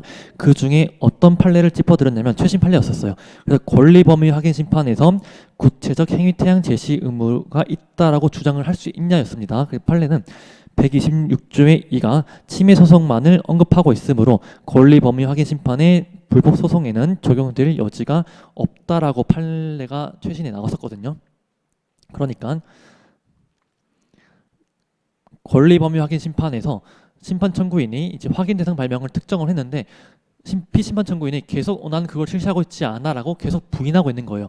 그래서 심판 청구인이 억울하니까 계속 부인하지 마. 왜냐? 126조에 의해서 구체적 행위태양 제시 의무가 있으니까 너도 부인만 할 게 아니라 너가 지금 실제 실시하는 게 어떤 발명인지 밝혀야 된다라고 주장을 했는데 하지만 심판원에서는 그 주장을 배척했었습니다. 이 126조의 2는 침해 소송에서만 적용이 되고 권범심에서는 적용되지 않는다라고 이제 판례가 나왔거든요. 그래서 제가 이 보충 자료 이제 최종 정리 강의 때 설명드릴 때는 만약에 이게 출제가 된다면 이제 권리 범위 확인 심판이 아니라 GS에서는 침해 소송이라고 사건은 전제를 깔고 이제 당사자의 조치를 물어봤었습니다. 그래서 구체적 행위태양 제시 의무가 조치가 된다라고 했는데 이제 상황이 실제 시험에서는 침해 소송이 아니라 권리 범위 확인 심판으로 나올 수도 있다. 그래서 침해 소송 4글자와 권리 범위 확인 심판 8글자죠. 4글자가 해서 8글자로만 바뀌었을 뿐인데 구체적 행위태양 제시 의무가 적용이 안 될 수도 있으니까 이거는 이제 문제를 정말 꼼꼼하게 잘 읽으시길 바란다고 말씀을 드렸거든요. 근데 물론 여기서는 약간 반대죠. 저는 이제 침해 소송이 아니라 권범심으로 나와가지고 구체적 행위태양 제시 의무 이렇게 저는 생각을 했었거든요. 그래서 침해 소송이 아니라 이렇게 문제가 되지 않을까라고 말씀드렸는데 실제 시험에서는 이제 이렇게 출제가 되었죠. 그래서 약간 조금 걱정이 되긴 해요. 그래서 좀 수업을 들었던 분들께서 논점을 잘 찾으길 바라긴 하지만 조금 걱정되긴 합니다. 그래서 이제 권리 범위 확인 심판에서 최종 패소했다. 이제 이 부분을 통해서 그러면 왜 졌을까? 확인 대상 발명에 대한 부분이 계속 문제가 되어가지고 본안 심리도 못 받고 졌구나.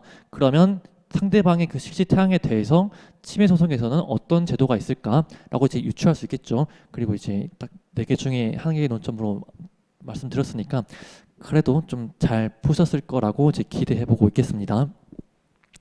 그래서 이제 구체적 행위태양 제시 의무를 쓰시고 마무리하시면 되겠습니다.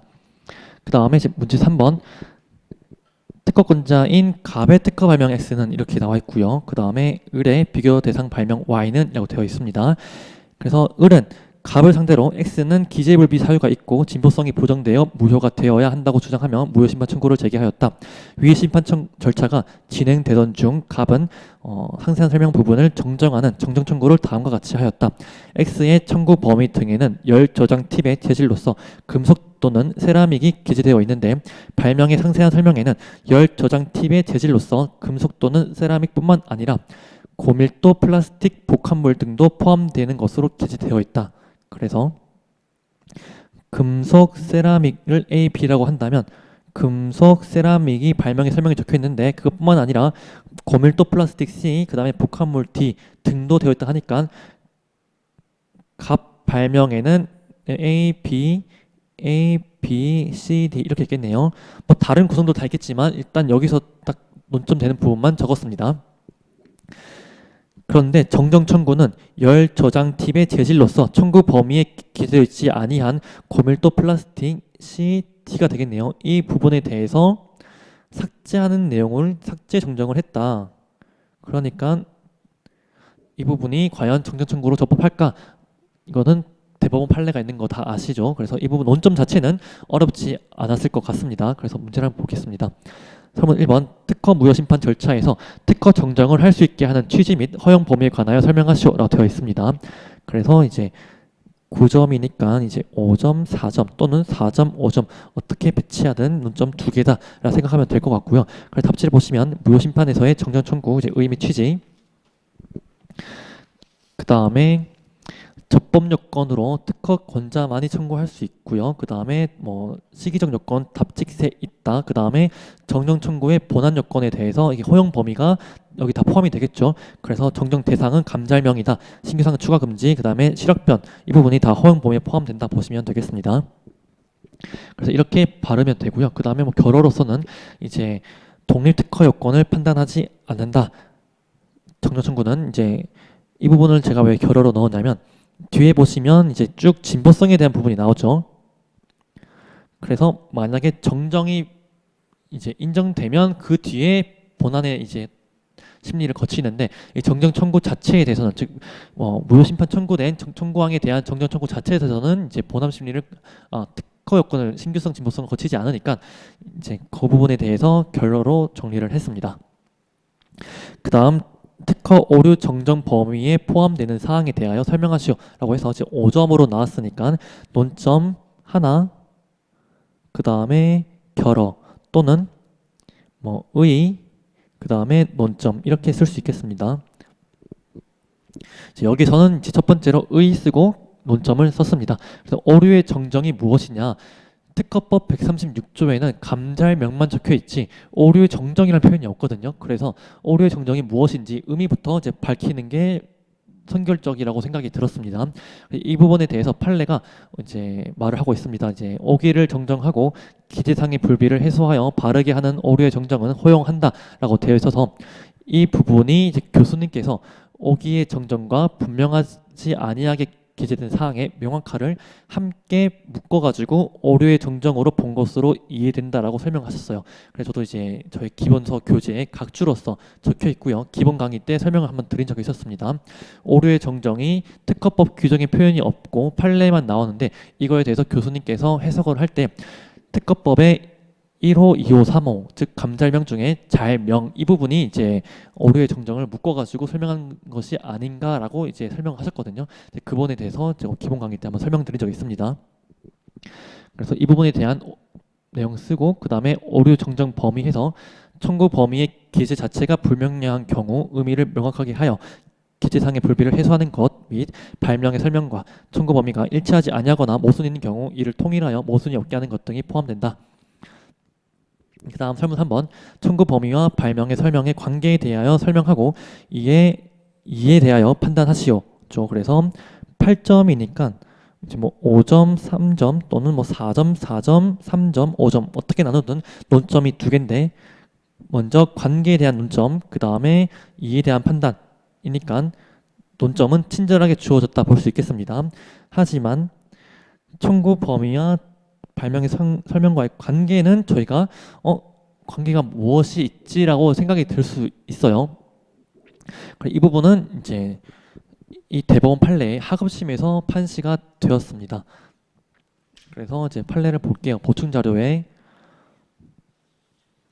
2014허 133 판례 보시면 페이지로는 6페이지입니다.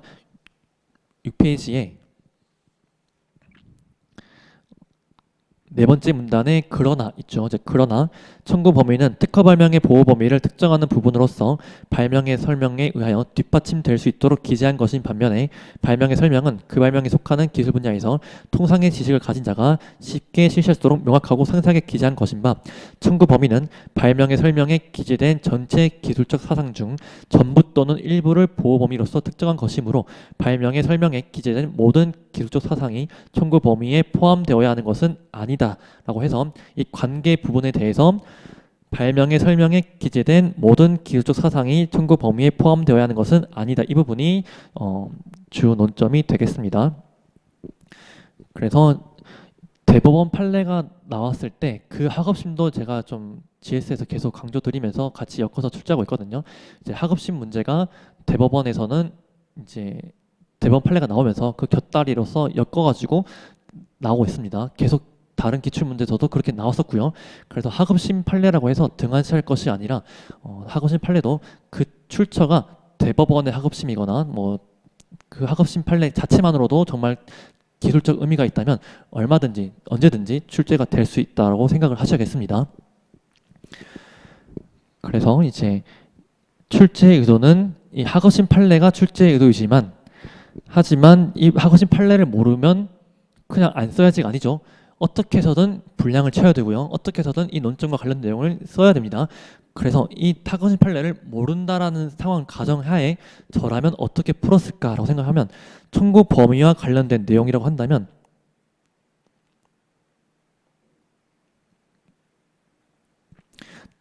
(42조) 사항 2호의 판례가 있죠. 취지가 있죠. 명확하고 이제 간결하게 써야 되는, 왜 그렇게 써야 되는 취지가 있고요. 그 다음에 발명의 설명에 대해서 42조 3항 1호 부분이 있습니다. 이제 쉽게 실시할 수 있을 정도로 기재해야 한다. 그래서 42조 3항 1호, 42조 1호, 2호, 42조 4항 1호, 2호가 있는데 이 부분은 썼죠. 그리고 이 부분 썼습니다. 근데 이 부분은 안 썼어요. 왜냐하면 이 부분은 배경 기술을 기재하라 그밖에 없거든요. 그래서 이것은 딱히 여기서는 논점이 아닐 것 같아서 이 부분에 대한 취지에 대한 판례를 안 썼고요. 그 다음에 이 부분 있죠.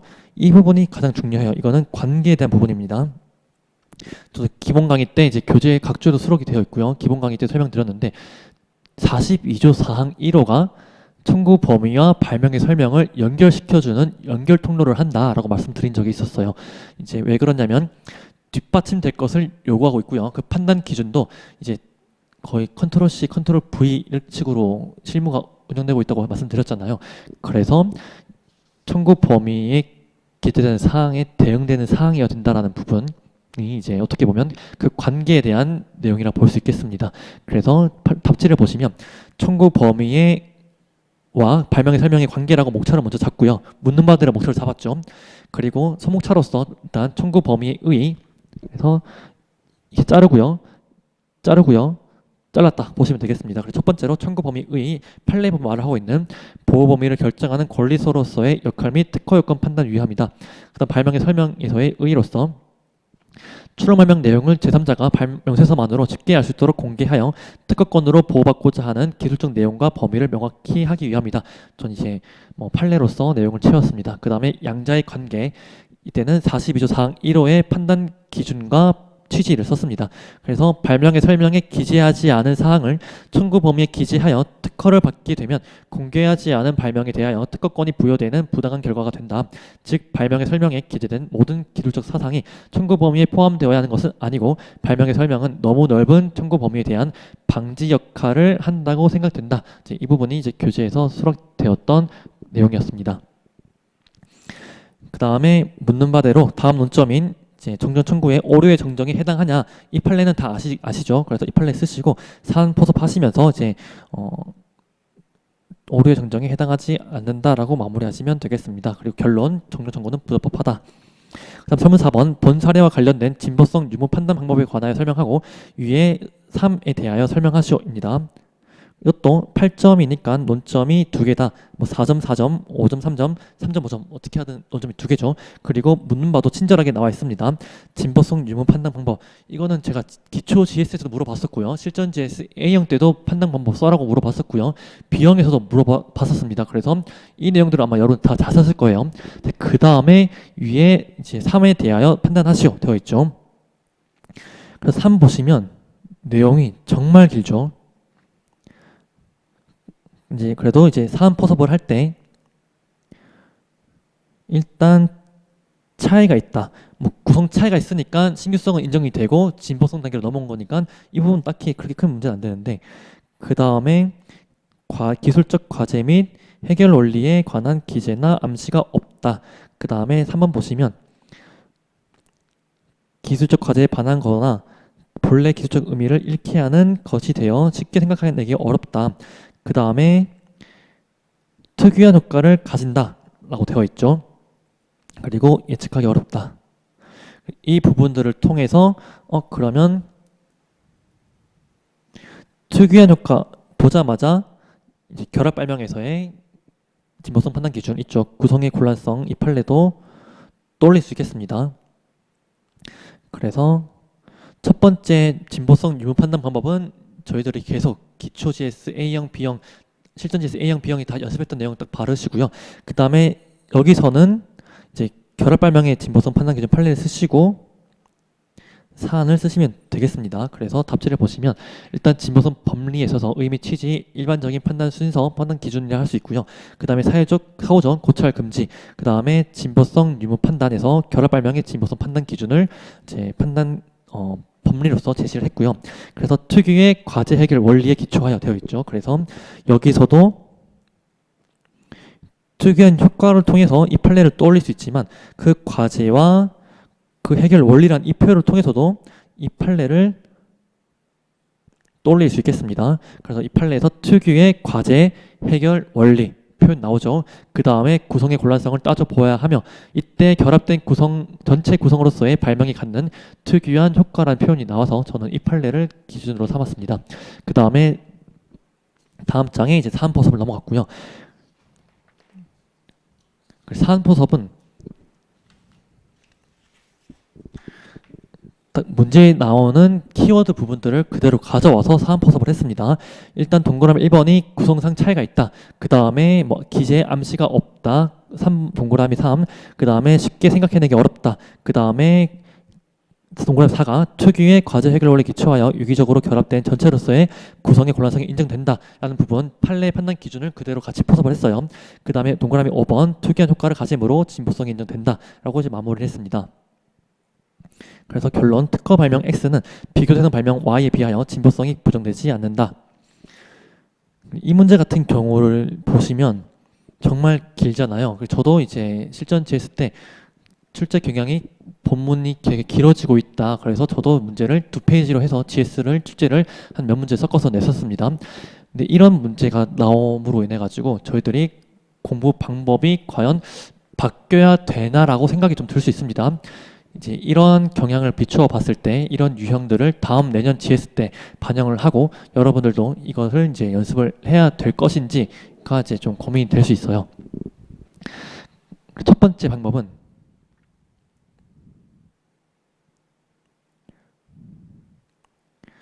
이제 앞으로 GS 문제도 이런 식으로 사령이라고 볼 수가 없죠. 거의 실무형에 가깝다고 할 수 있습니다. 처럼 이제 판결 이유까지도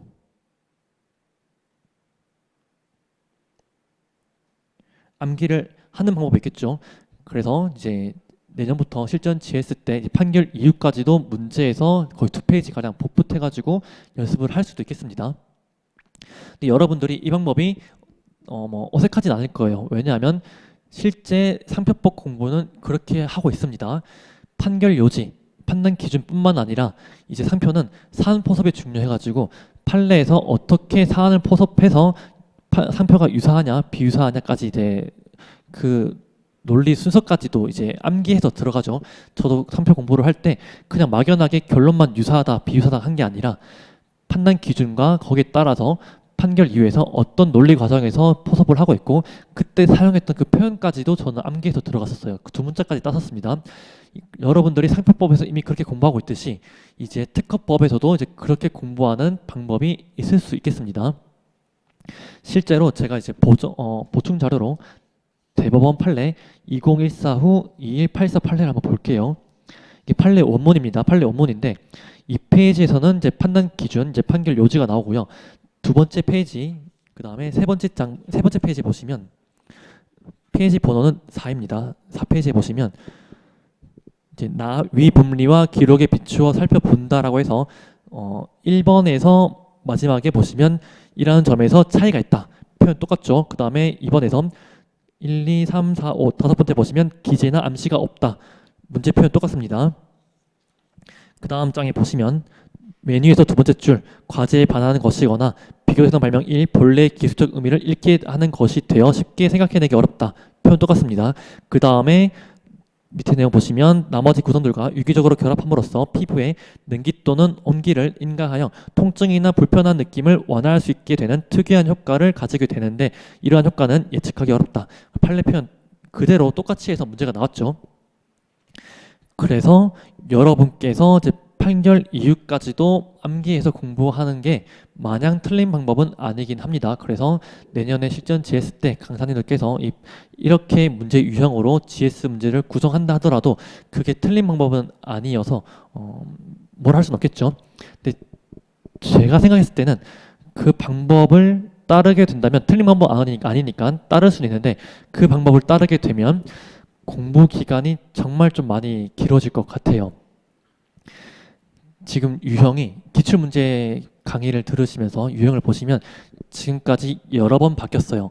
옛날에는 이 판례에 대해서 학설 및 검토에 대해서 논하시오라고 해서 학설과 검토를 무조건 써라라고 직접적으로 주어졌었습니다.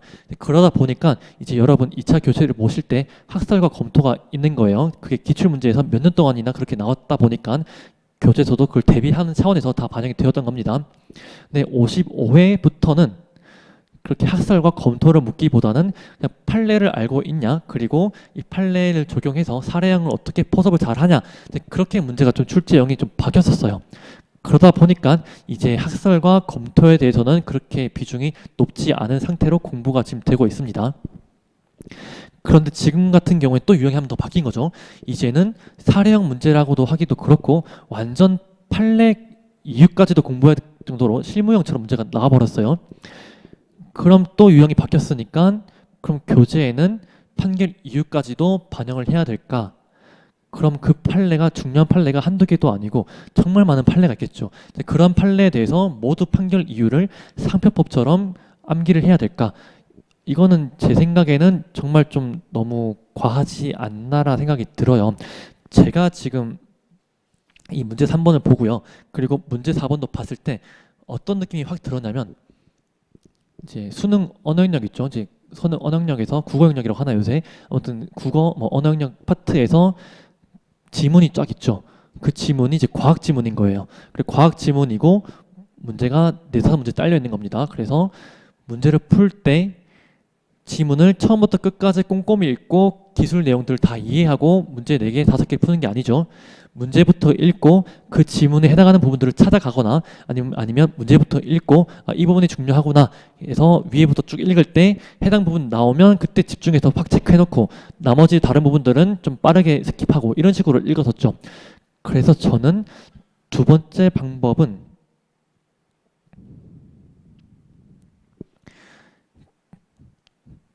기존의 판단 기준 그대로 똑같이 암기를 계속 하는 거예요.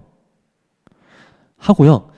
이제 문제를 풀 때 실제 시험에서 문제에 접근할 때만 이제 키워드 위주로 찾아가는 게 중요하지 않을까 싶습니다. 저도 이제 방금 여러분과 같이 문제를 읽을 때 처음부터 끝까지 뭐 X 중, 하우 중에 결합되고 뭐 이런 표현도 안 봤었습니다. 이런 기술 내용들을 처음부터 끝까지 꼼꼼하게 읽으면 제한 시간에 못 풀어요.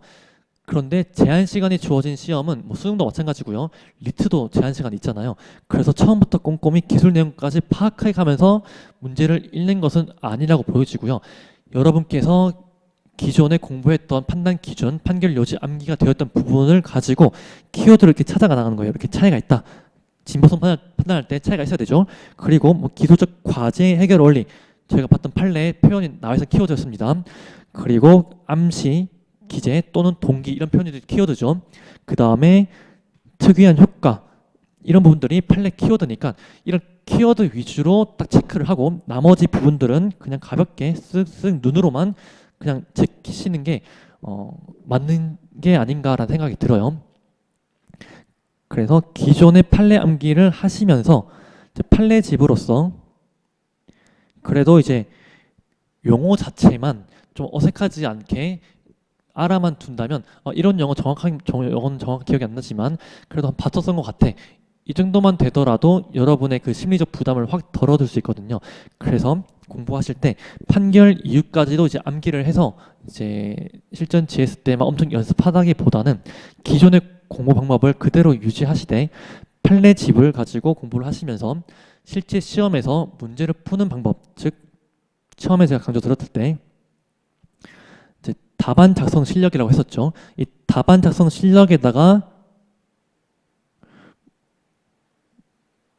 문제 읽는 실력, 뭐 문제 접근 실력이라고 좀 표현을 좀 하자면 이렇게 표현할 수 있지 않을까 싶습니다.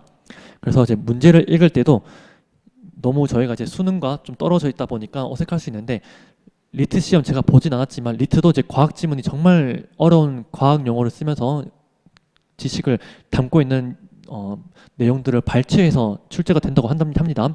그런데 공대생들도 정말 처음 보는 그런 과학 내용들을 문과생 분들께서 어떻게 잘 풀 수 있겠어요. 그래서 그거는 기술 내용을 미리 사전에 알고 문제를 풀어가지고 맞춘 게 아니라 그 내용을 모르더라도 문제 푸는 스킬을 통해서 답을 맞춰가지고 합격을 다 하시는 거잖아요. 그것처럼 이제 저희들도 이런 문제를 접근을 할 때 기존의 기출 문제들은 문제가 그렇게 길지 않았어요. 왜냐하면 제한된 시간이다 보니까 문제도 좀 짧게 나오고 배점도 짧아지고 이러면서 단문 형식으로 짧게 물어보다 보니까 고민하면서 한 문장 한 문장 이제 읽고 곱씹으면서 논점을 찾아갔다면 이제는 문제 출제 방식이 이제 엄청 길게 나온다. 그래서 처음부터 끝까지 다 꼼꼼히 읽고 싶고 이제 음미하는 게 아니라 여러분들이 알고 계시는 판단 기준, 판례 표현을 이 사례에서 키워드를 찾아내가면서 사안포섭을 할 때 표현만 쓰시면 되겠습니다. 그래서 저는 이제 공부를 할 때 여기서 이제 문제 읽는 방법에 있어서 좀 이제 중요한 부분이 있지 않을까라는 생각이 좀 들었습니다. 그거는 문제 4번도 마찬가지예요. 이제 문제 4번도 보시면 갑은 을을 상대로 롤 방충망의 로킹 구조에 관하여 다음 표와 같은 내용으로 소극적 권리 범위 확인 심판을 청구하였다. 소극적이죠. 그걸 보시면 이게 2페이지 가량의 내용이 있죠. 이거는 저도 이제 읽고 싶지 않더라고요. 그래서 바로 넘어가는 겁니다. 처음부터 끝까지 쭉 읽는 게 아니에요. 딱 보시면 설문 1번 확인 대상 발명이 특허 발명의 권리 범위에 속하는지 여부를 판단하는 기준에 대하여 설명하시오. 본문 내용과 관계가 없습니다. 설문 2번 과제 해결 원리가 동일한지를 판단하는 방법에 관하여 설명하시오. 8점 관계가 없죠. 그 다음에 설문 3번 위 사안에 대하여 판단하시오. 3점. 그래서 정말 읽기 쉬는 즉 2페이지 가량 되는 이 부분들은 고작 이 문제 3점에 대한 부분이고 이거는 그냥 단문이잖아요. 이거는 제가 계속 강조드렸죠. 실전 GS A형, B형 때 계속 강조드렸었습니다. 이렇게 출제될 수 있다라고 제가 문제 표현까지도 제가 맞췄었거든요. 제가 보충 자료를 보시면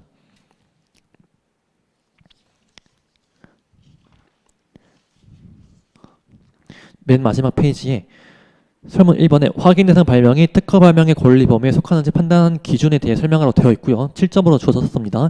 그 다음에 및 그 다음에 균등 하는 것으로서 특허 발명의 권리 범위에 속한다고 볼 수 있는 요건에 대해 설명하시오라고 해서 설문 1번에 대응되죠. 그래서 설문 1번도 권리 범위에 속하는지 여부라고 해서 균등 범위까지도 포함한다. 왜냐? 판례 표현을 보시면 답안 보시면 16페이지에 보시면 요건에서 마지막 제출에 구성과 균등한 것으로서 여전히 특허 발명의 권리 범위에 속한다라고 판례가 나왔죠. 그래서 이때 권리 범위에 속하는지 여부를 판단하는 기준은 균등론까지도 포함하는 겁니다. 이것은 배점을 통해서도 알 수 있어요. 9점이니까 5점, 4점 또는 4점, 5점이라고 해서 논점이 2개다라고 해서 첫 번째 논점이 문헌 침해, 그 다음에 두 번째 논점이 균등 침해 논점으로 보시면 되겠습니다. 그래서 설문 1번은 아마 다 잘 푸셨을 것 같고요. 그 다음 설문 2번 과제 해결 원리가 동일한지를 판단하는 방법에 관하여 설명하시옵니다. 8점이니까 뭐 5점, 3점, 4점, 4점 해서 어떻게 하든 논점이 2개인데 다만 여기서는 묻는 게 하나죠. 과제 해결 원리 동일한지를 판단하는 방법 1개만 묻고 있습니다. 설문 1번도 마찬가지죠. 권리 범위에 속하는지 여부를 판단하는 기준 딱 1개만 묻고 있죠. 그래서 설문 1번과 설문 2번은 논점을 좀 누락하는 분들이 조금 계실 수도 있지 않을까 싶긴 해요. 그래서 여기서 설문 1번도 권리 범위에 속하는지 여부를 판단하는 기준만 물었으니까 문헌침에만 작성을 하시고 균등침에는 작성하지 않은 분들은 좀 관점이 있지 않을까 싶어요. 그리고 설문 2번도 과제 해결 원리가 동일한지 판단하는 방법에 대해 설명하시라고 해서 하나 물었으니까 이 하나만 쓰게 된다면 논점 누락이 있게 되겠습니다. 그래서 답지를 보시면 일단 과제 해결 원리가 동일한지 판단하는 방법에 있어서 이제 합판검을 쓸 수 있고요. 이제 오전 분량이니까 크게 써야겠죠. 그 다음에 두 번째 논점은 명세서 외에 공지기술 참작 방법에 따라서 과제 해결 원리를 동일한지 판단할 수 있는지에서 판례 있죠. 이제 그 판례를 쓸 수 있겠습니다. 그래서 이거는 제가 또 이제 보충자를 보시면 똑같이 묶어 있어요. 설문 1번이 권리 범위에 속하는지 판단하는 기준 설명하라고 했고요. 설문 2번에서도 과제 해결 원리가 동일한지 판단하는 방법에 대해 설명하시라고 하면서 배점도 8점이라고 주어져서 배점까지도 동일한 걸 알 수 있습니다. 그래서 답지도 그대로 바르시면 돼요. 그 다음에 설문 3번. 이 설문 3번은 3점이니까 딱히 뭐 논점 개수가 뭐 2개 이런 게 아니라 하나의 논점으로 퉁치면 됩니다. 그래서 이거는 과제 해결 원리, 그 다음에 효과, 그 다음에 변경 용이성 등등 있겠지만 설문 1번과 설문 2번에서 과제 해결 원리만 묻고 있으니까 과제 해결 원리만으로 포섭할 수 있겠다 생각할 수 있겠고요. 마침 여기 바로 위에 과제 해결 원리가 나오는데 버튼 부재의 힌지축을 이용한 회전이고요. 회전으로 누르면서 잠금하는 거고요. 그 다음에 슬라이더를 전후 이렇게 하는 게 방향으로 작동시키는 방식으로 걸림을 해제하여 간단한 구조의 롤 방충망 잠금 장치를 구현한다 되어 있죠. 그래서 이제 특허 발명은 전후고요. 확발은 회전이다. 여기 차이가 있는 거죠. 공지 기술이 나오는데 공지 기술은 당기면 그 잠금을 해제하는 회전 당김식이라 되어 있죠. 그래서 특허 발명은 이렇게 전후고요. 확발은 회전이고요. 그런데 공지 기술도 회전이니까 이 특허 발명의 과제 해결을 이렇게 확장을 못한다. 그러면 달라지겠죠. 그래서 과제 해결 원리가 상이하다. 그래서 균등 범위에 속하지 않는다. 그래서 또 중요한 게 적권범위 아니라 소권범위니까 결론이 이제 인용신결이 되겠다라 볼 수 있겠습니다. 그래서 이제 문제 4번까지 다 풀어봤는데 처음에 말씀드렸듯이 설문 3번은 솔직히 못 풀어도 돼요. 3점밖에 안 되니까 그냥 찍으시면 됩니다. 안 풀어도 되고요. 이거 못 풀어도 이것만 다 풀었으면 20점 중에서 한 9점은 가져가요. 10점은 가져갑니다. 그래서 제가 서두에 말씀드렸듯이 문제 4번까지 다 풀었냐 안 풀었냐로 갈릴 수 있을 것 같다라 말씀드렸잖아요. 그래서 문제 3번과 문제 4번을 첫 번째 문장부터 꼼꼼히 읽다 보면 이건 시간 관리를 절대 못하는 문제입니다. 그래서 문제부터 읽고 키워드 위주로 찾아가면서 접근을 한다면 이제 문제 4번까지 다 풀 수 있지 않을까. 설문 3번은 무시하고요. 그래서 여기까지만 다 푸셨다면 여러분들께서는 너무 크게 걱정하지 않으셔도 될 것 같습니다. 그래서 이렇게 이제 기출문제를 한번 다 풀어봤는데 이번 기출문제 유형은 기존의 기출 유형과 아예 다르게 바뀌었다라 볼 수 있겠습니다. 그래서 내년에도 똑같이 이 유형이 그대로 유지될지 아니면 올해만 이렇고 내년에는 다시 예전처럼 돌아갈지 그리고 또 다시 예전처럼 돌아간다 하더라도 그게 사례형으로 돌아가는 게 아니라 다시 합판검으로 돌아갈지 그거는 누구도 모릅니다. 그래서 여러분들께서는 모든 유형에 대해서 염두에 두고 준비를 하셔야겠는데 그 3가지 유형 중에 2가지 유형은 이미 다 대비를 할 수 있을 거예요. 왜냐하면 이미 기본서에는 합판검이 다 반영이 되어 있죠. 제 교재에도 다 합판검이 정말 다 풍부하게 다 반영이 되어 있습니다. 그리고 사례형 문제도 실전 GS 때 충분히 다루고 있죠. 그리고 기출문제 풀이 강의를 통해서도 연습을 하고 있고요. 그럼 이제 이번 3번째 유형에 대해서는 어떻게 접근할 것인가에 있어서 2가지 방법이 있다라고 말씀을 드렸습니다. 이제 판결 이유까지 이제 상표처럼 암기를 해가면서 공부를 해야 될 것인지 그렇게 한다면 문제 표현 있죠.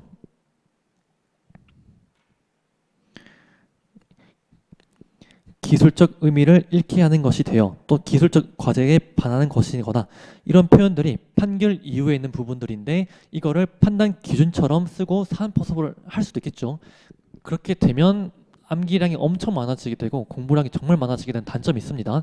그런데 제 답지를 보시면 알겠지만